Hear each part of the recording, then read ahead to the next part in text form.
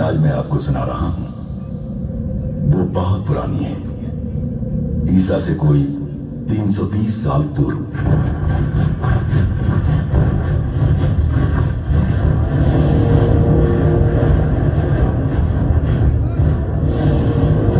ये वो समय था जब मैसिडोनिया का राजा सिकंदर अपनी विशाल सेना के जोर पे एक के बाद एक देशों को रौंद रहा था।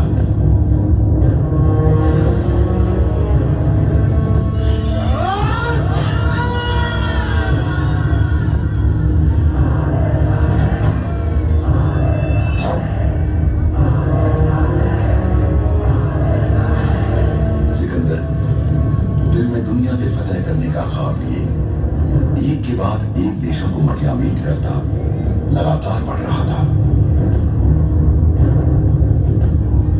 ऐसे बर्बर राजा का खौफ अब मेरी सीमाओं पे दस्तक दे रहा था और मुझे बेसब्री से इंतजार था उसका जो मुझे सिकंदर के संभावित खतरे से बचाता। मेरे इतिहास के सुनहरे पन्ने को लिखने के लिए चुना गया तक्षशिला के महान आचार्य चाणक्य को। नियति ने जहां एक और मेरी सीमाओं पर खतरे बिखेरे, वहीं दूसरी ओर उनका मुकाबला करने के लिए एक तरफ चंद्रगुप्त जैसा वीर पैदा किया जो उस समय की मेरी जरूरतों को देखते हुए सचमुच एक हीरा था, पर था अनगढ़। इसलिए उसे तलाशने के लिए नियति ने चाणक्य जैसा आचार्य भी उसी दौर में पैदा किया जिसके मन में अखंड भारत का सपना भी था और उस सपने को पूरा करने के लिए उपयुक्त शासक की जबरदस्त इच्छा भी जो मुझे एक सूत्र में बांध मुझे अपराजय बना सके। कुछ कहना था मुझसे? हाँ, प्रधानाचार्य जी ने आपको तुरंत बुलाने को कहा है। आचार्य, गुरुदेव गुरुकुल में आपकी प्रतीक्षा कर रहे हैं। आचार्य, आचार्य! गुरुदेव, पर्शिया में हमने अपनी आंखों से देखा है, सिकंदर ने वहाँ सब कुछ नष्ट कर अपना राज्य जमा लिया है। मैसेडोनिया से तो वो निकला ही विश्व विजय के लिए है। जो उसके सामने आता है सर उठाता है या फिर सामना करता है, उसकी सेना उसे कुचल के रख देती है। आप लोग तो व्यापारी हैं, विदेशों के बारे में आप लोगों का व्यवहारिक ज्ञान हम सबसे कहीं अधिक होता है। आपको क्या लगता है सिकंदर यहां तक भी आ सकता है? क्षमा चाहता हूं गुरुदेव, मैं भले ही व्यापारी नहीं पर तक्षशिला में आचार्य अवश्य है और मेरी समझ से सिकंदर अपनी मातृभूमि से इतनी दूर हिंदू कुश पार नहीं कर सकता है। क्यों नहीं कर सकता?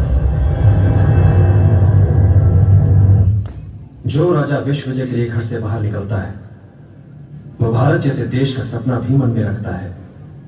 यदि ऐसा हुआ तो भारतवर्ष अपनी रक्षा कैसे कर पाएगा? एक ही मार्ग है,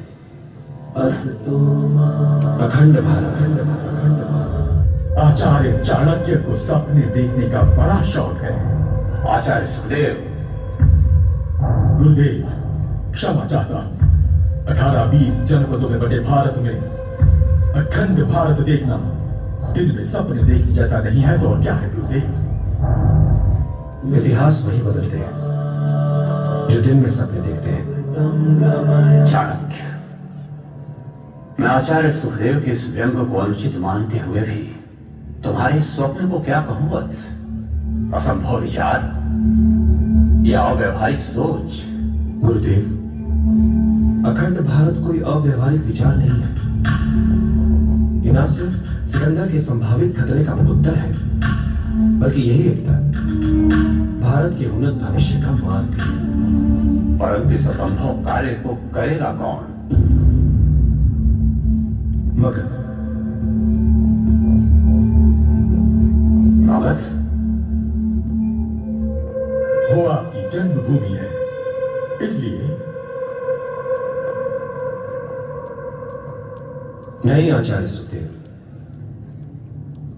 मगध केंद्र है इसलिए, मगध मजबूत है इसलिए, मगध समृद्ध है इसलिए। तुम सत्य कह रहे हो चाणक्य, लेकिन इसके लिए किसी को मगध जाकर मगध नरेश को समझाना पड़ेगा। किसी को क्यों गुरुदेव? काम शिक्षक का है तो शिक्षक ही करेगा ये। हम तक्षशिला के शिक्षक हैं, मात्र छात्रों को पढ़ाना हमारा काम नहीं है। अवसर आए तो राजाओं को भी पाठ पढ़ा सकते हैं। मेरे विचार से यह कार्य तुम्ही को करना चाहिए। तो निश्चित रहा चाणक्य, तुम शीघ्र मगध जाने की तैयारी शुरू करो।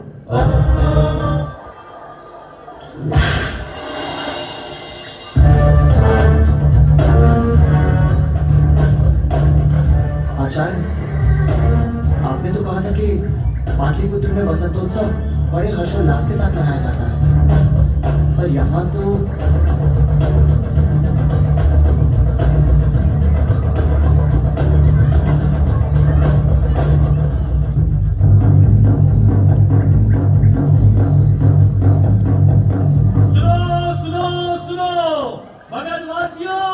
और देश विदेश के लोगों सभी सुनो, मगधपति महाराज धनानंद का आदेश सुनो। लकड़ी, चमड़े और लोहे की हर वस्तु पर इसी क्षण से राज्य कर बढ़ाया जाता है। कर दो या सर दो। सुनो सुनो सुनो। वसंतोत्सव के उपलक्ष्य में होने वाली ज्ञान सभा का आयोजन स्थल कहाँ है? इस बार ज्ञान सभा नहीं हो रही है। क्यों? मैं कोई जनसंपर्क अधिकारी हूँ, क्यों दूं मैं आपके प्रश्न का उत्तर? क्योंकि तक्षशिला से मैं यहाँ ज्ञान सभा में भाग लेने ही आया हूँ। मैं एक शिक्षक हूँ। क्षमा करें आचार्य, ज्ञान सभा हो या ना हो, भला ऐसे प्रश्नों का उत्तर मैं कैसे दे सकता हूँ? मैं तो मात्र राजमहल का द्वारपाल हूँ। यदि मेरे अधिकार क्षेत्र में आने वाली कोई सेवा हो तो कहिए। मुझे तुरंत महाराज से मिलना है। अच्छा ठीक है, आप यहाँ रुककर प्रतीक्षा करें, मैं सूचना अंदर भिजवाता हूँ। वैसे नाम और काम क्या बताऊं? यदि पूछा गया तो? नाम चाणक्य, तक्षशिला का आचार्य, और काम राष्ट्रीय सुरक्षा हेतु आवश्यक विचार विमर्श। जी आचार्य। तुमने महाराज को यही संदेश दिया है कि तक्षशिला से आचार्य चाणक्य उनसे राष्ट्रीय सुरक्षा पर बात करने के लिए मिलना चाहते हैं? हाँ, कहा तो यही था, परंतु महाराज भी अंदर राष्ट्रीय हित के कार्य में व्यस्त हैं। ऐसी कौन सी मंत्रणा में डूबे हैं महाराज?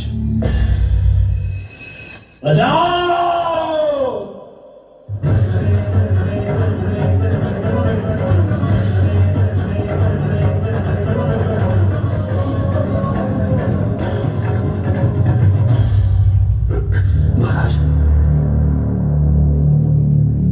कौन हो तुम? मैं कौन हूं, इस प्रश्न का उत्तर बहुत सरल है महाराज।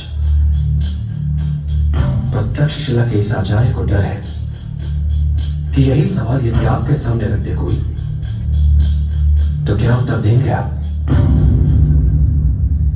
कदाचित भूल चुके हैं कि कौन है आप महाराज। मेरे प्रश्न का समझ में आने वाली भाषा में उत्तर दो। कौन हो तुम? मगध का बेटा, तक्षशिला का आचार्य चाणक्य। बड़े खेद की बात है अमात्य प्रमुख मुद्रा राक्षस।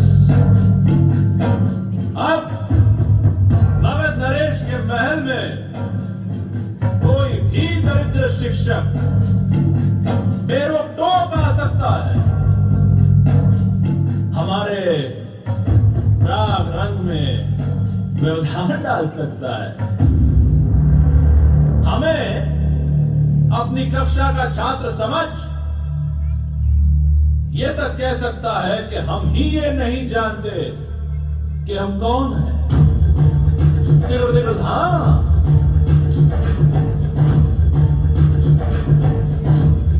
सर तो उड़ाया जा सकता है।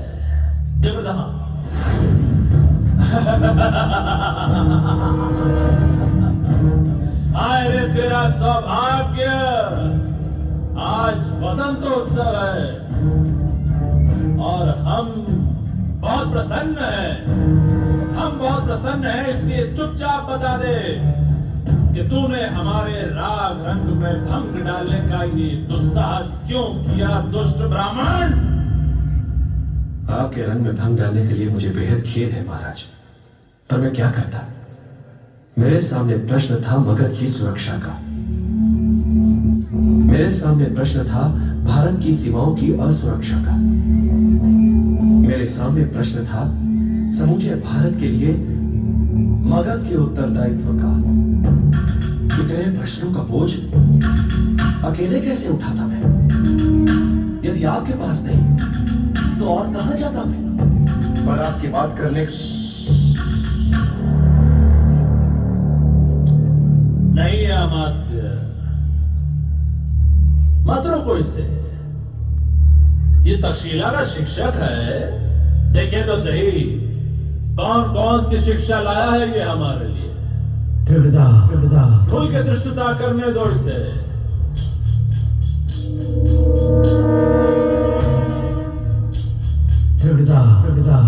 महाराज, मैसेडोनिया का राजा सिकंदर विश्व विजय के लिए बहुत बड़ी सेना लेकर निकल चुका है। पर्शिया तक पहुंच गया है वो।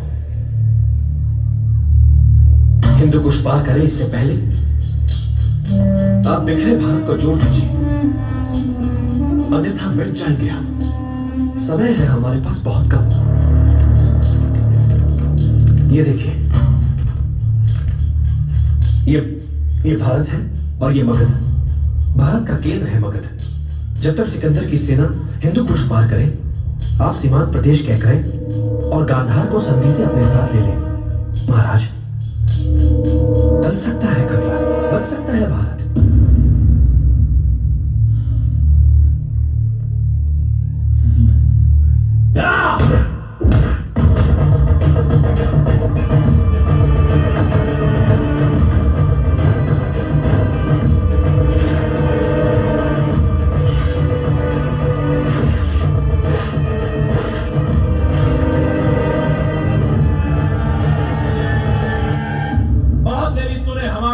की परीक्षा, अब तू बताएगा हमें कैसे करें हम राज। धैर्य की परीक्षा तो शिक्षक के सामने होती है।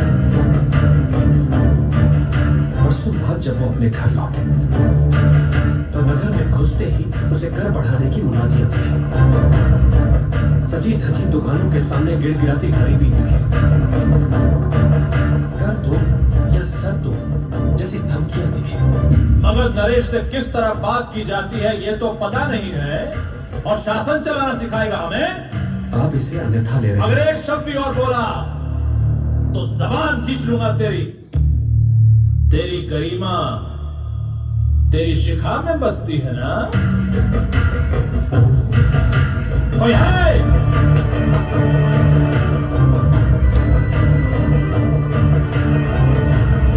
इसकी शिखा पकड़ के इसे बाहर फेंक दो।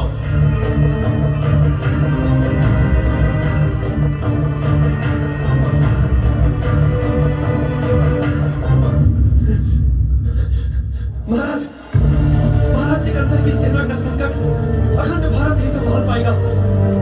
एक बार समय निकल गया तो इतिहास हमको कभी क्षमा नहीं करेगा।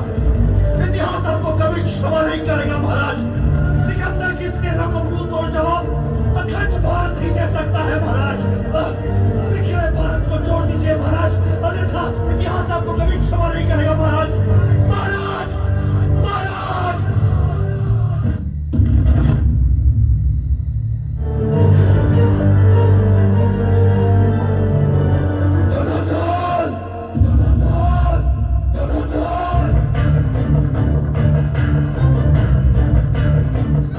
विष्णुगुप्त,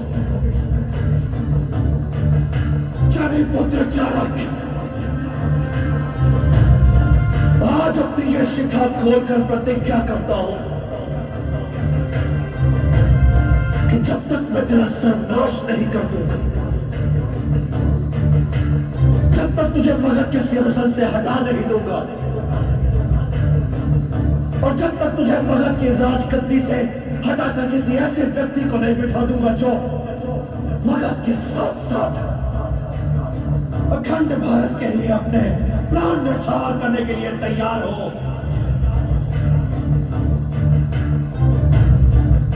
मैं अपनी शिखा नहीं बांधूंगा। ये चाणक्य प्रतिज्ञा है।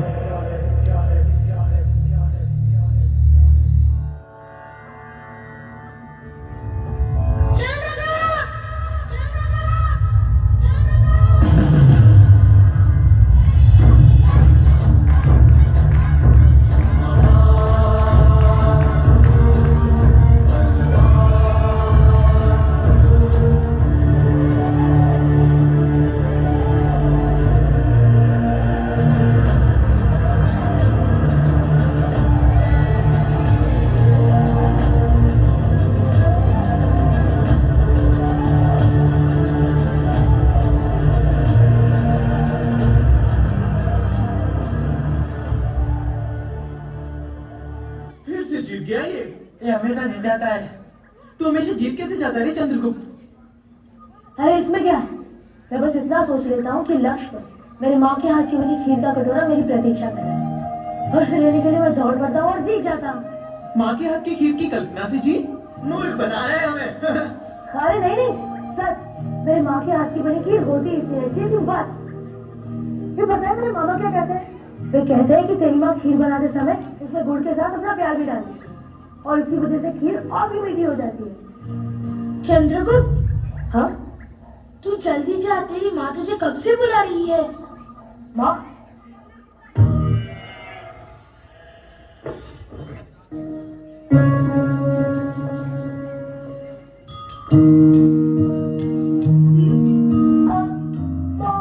क्या कर रहे थे? हाँ, छुप रहे थे? मारो मारो तुम्हें। क्या कर रहे हो?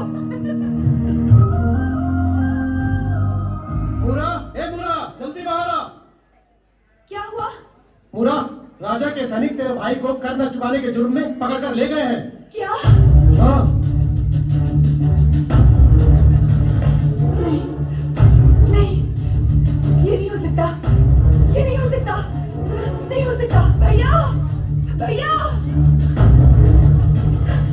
भैया, हाँ रुका माँ, माँ मैं कुछ करता हूँ। अरे तू क्या करेगा? मैं मानू के रहूँगा माँ। माँ रोना नहीं, मैं अभी जाता हूँ। नहीं चंदू, चंदू रुक जा, चंदू मत जाओ, चंदू मत जाओ। मैं तेरी मदद कर सकता हूँ छोकरी।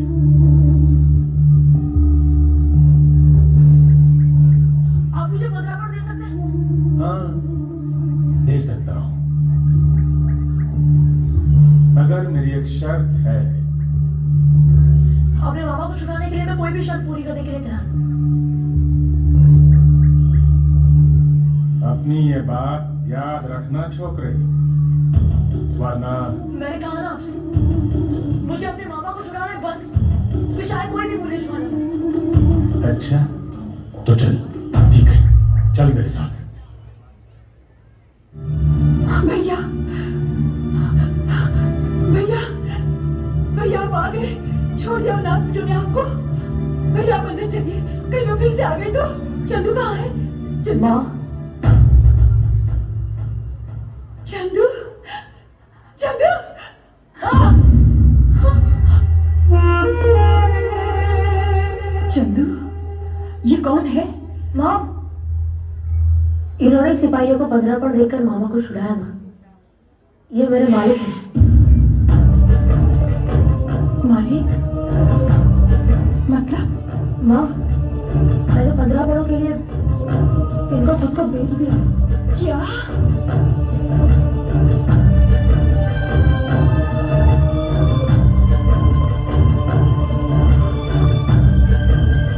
बेच दिया?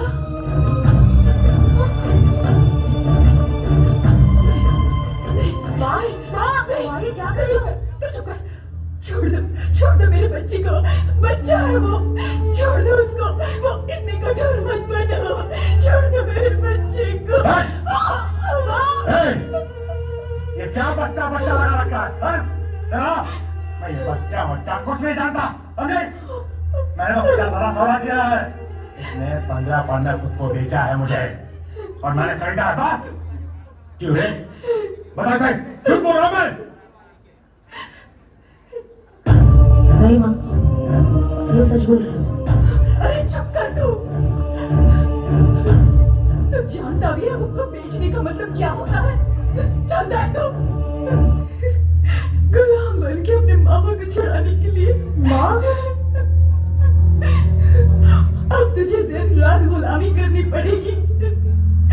तेरा खेलने को जी जाएगा ना, तो तू खेल नहीं पाएगा। रात को जब तुझे नींद नहीं आएगी तो मेरी लोरी नहीं, इसकी मार सुनाएगी तुझे। ये तूने क्या कर दिया रे चंदू? चंदू तो मुझे कभी अब देख नहीं पाएगा, समझा तू? चंदू तू मुझसे दूर चला जाएगा।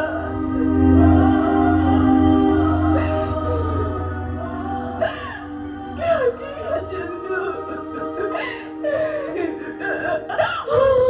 बस, बहुत हो गया तुम दोनों का नाटक। अब तो चुपचाप चल यहाँ से। चल। चल।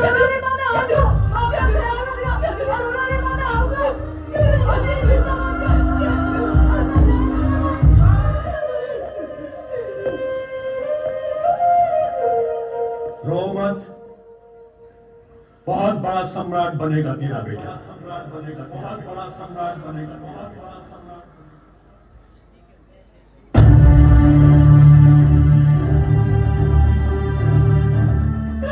जिसने अभी अभी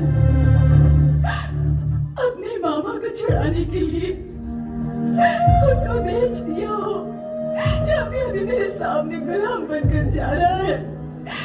बाबा, उसका क्या भविष्य? वो कैसे सम्राट बनेगा? नियति के खेल इतने आसान नहीं जो हर कोई पढ़ ले। आज घर के बाहर पहला कदम रखा है तेरे बेटे ने, और मेरी बात याद रखना, एक दिन बहुत बड़ा सम्राट बनेगा तेरा बेटा। एक दिन बहुत बड़ा सम्राट बनेगा तेरा बेटा। फिर सूरज दूर क्षितिज भाग